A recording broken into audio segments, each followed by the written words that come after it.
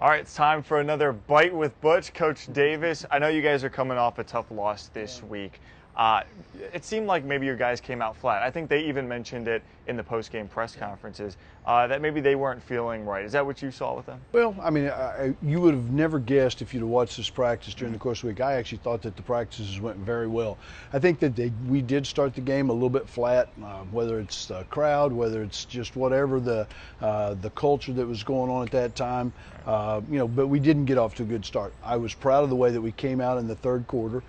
We flipped it around. We held them to 38 yards of total offense. We started scoring, getting some things, but we could never overcome the self-inflicted things. The penalties hurt us. Right. The two turnovers were unbelievable in the second half. T.O. had a fumble. We had a sack fumble with Alex.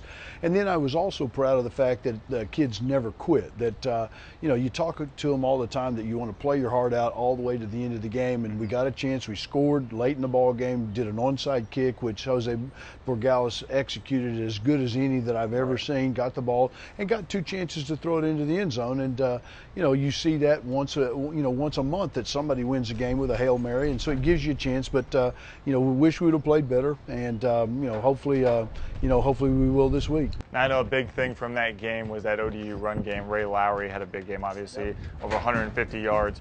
Couple of touchdowns this week against FAU. You're going to see a similar running style, well over 200 yards a game from that group.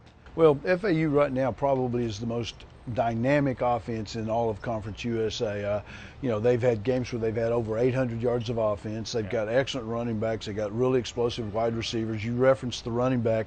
One of the things, obviously, that we didn't like about last week's performance is that we had 17 missed tackles that resulted in 110 yards additional offense. And so that's got to be a starting point. We've got to just fundamentally, we've got to tackle much better than we did last week. Now, obviously, it's a big week for you guys with Conference USA. The conference championship game still in play, because if you guys win, they go on to lose to Charlotte.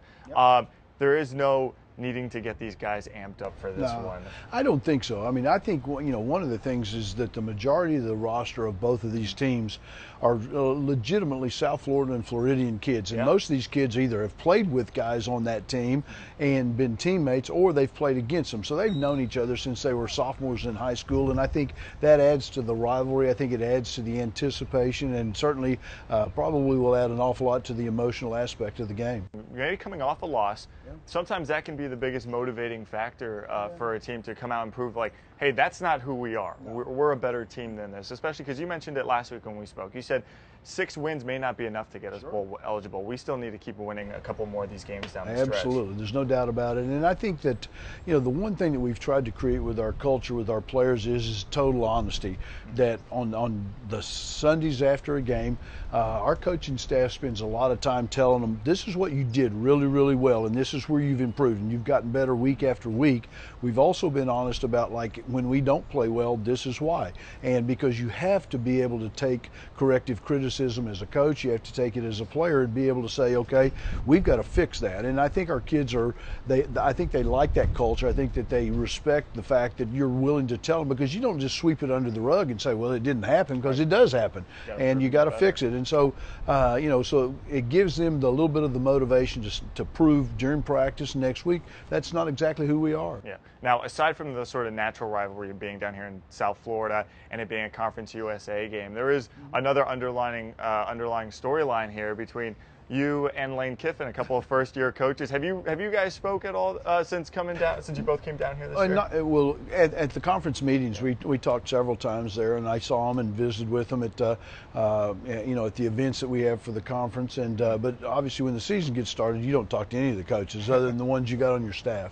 So it should be a fun game this weekend. The Shula Bowl, a lot still riding on the line. We'll see if FIU can pick it up and get back in the win column. I know it was crushing to have that 3-game win streak snap, but you know what? There's always tomorrow. There's another day. There's another day. We just need to get Panther fans to come to the game up there, show up at Boca, and be in the stands to help support this team. It's a big game. I think they'll be there. Yep. Thank you, Coach.